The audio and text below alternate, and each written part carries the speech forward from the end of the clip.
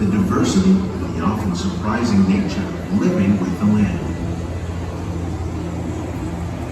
Our journey begins as dramatic and sudden changes are sweeping over the land. The approaching storm may seem violent and destructive to us, but to nature, it's a new beginning in the cycle of life.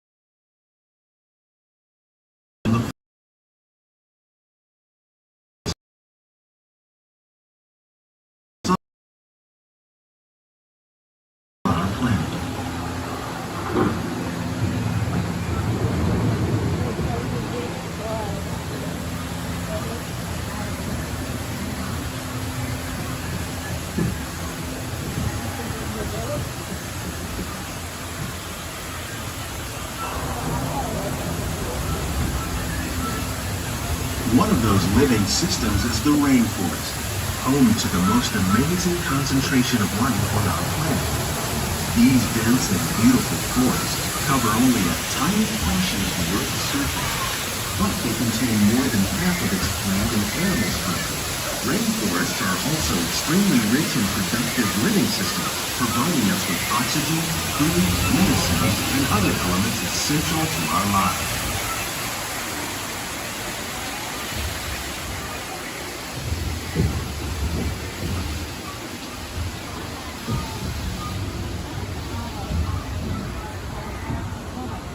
In the desert, nature has created a very different but no land. And while this arid landscape may seem lifeless, it is very much alive. The plants and animals that have learned to survive in these harsh conditions make use of what little scorching rays of the relentless sun. The American prairie once appeared as desolate as the desert. But over time, rainwater and nutrients gradually penetrated the hard surface of this land. Even the hooves of the mighty buffalo helped create the rich soil that would one day become home to the American.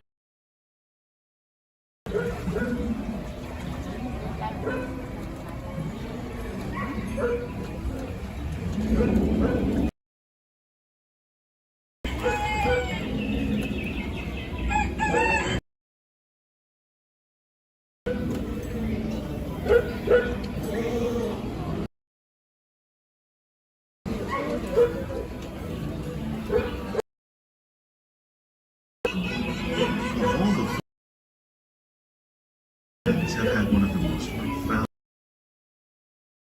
food for growing and in our food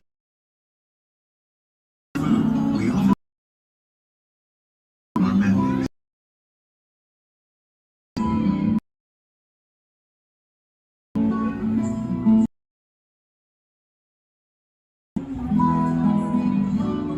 Today we're learning to live with the land that will assure both human and environmental well-being.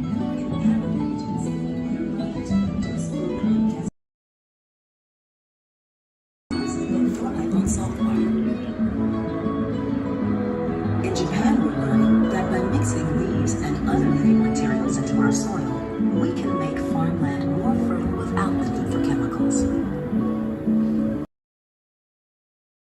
We're learning to reduce the need for chemical pesticides by breeding and using natural predators, like ladybugs and wasps, to control pests. In the farmlands across America, we're learning that by plowing under vegetation containing natural fertilizers, we can enrich the soil without the use of chemicals.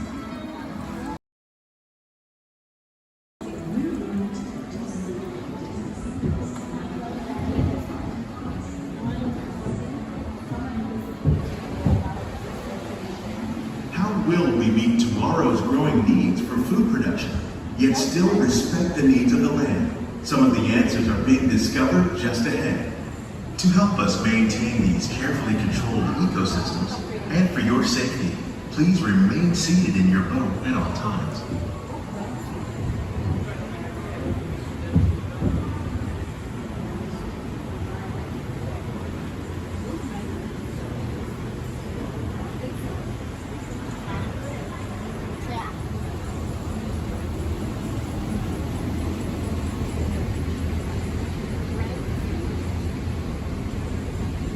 Welcome to our living laboratories, where scientists from Epcot and the U.S. Department of Agriculture are exploring innovative ways to produce bountiful harvests now and into the future.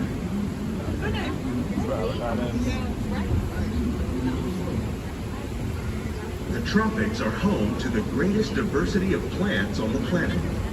Many of these, like papaya, bananas, cacao, coffee, and rice, are well known around the world.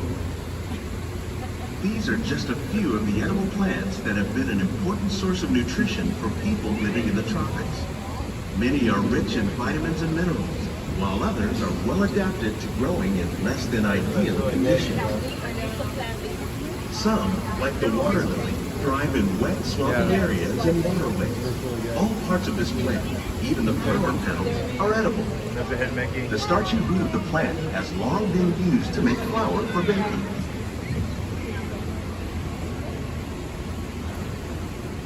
One day, many of these lesser-known tropical plants may be as important as the bananas growing on both sides of the boat.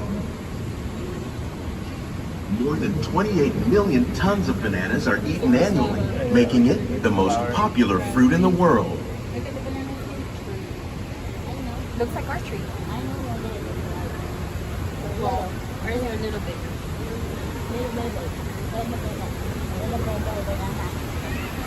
We got bananas.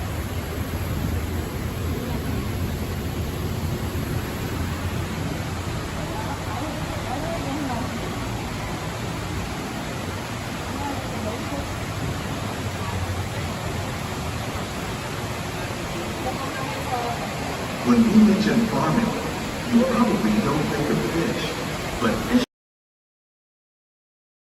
nearly half of all the seafood consumed globally. Tilapia, bass, and catfish, like the ones you see here, are three of the more popular crops raised by fish farmers. The sustainable system we're using here recycles the water. We're able to save millions of gallons each year. Our small fish farm produces nearly 5,000 pounds of fish each year to serve in restaurants around Walt Disney World. Innovations like this one can play an important role in our efforts to produce bountiful harvests and still protect natural resources.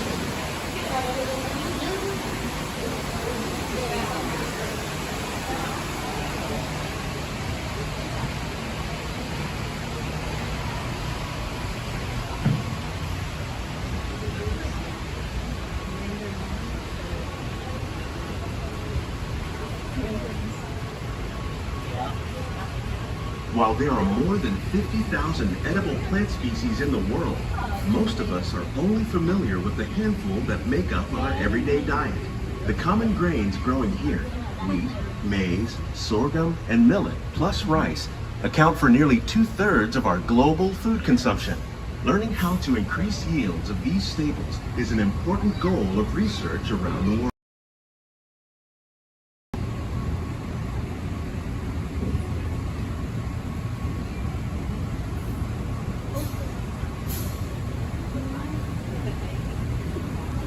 These plants are definitely on their way up.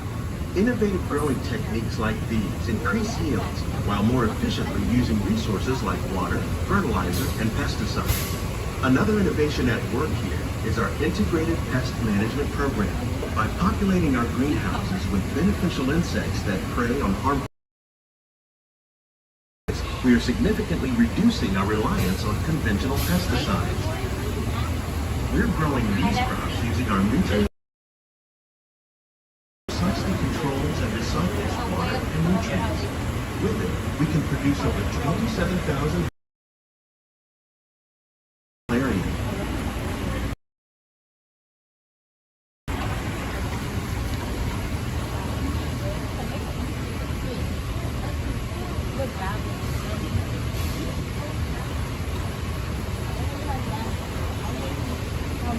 Some of our best ideas have been inspired by nature, like these fruit and vegetable trees.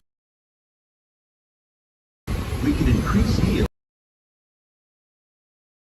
These crops taste as we serve more greenhouses and restaurants.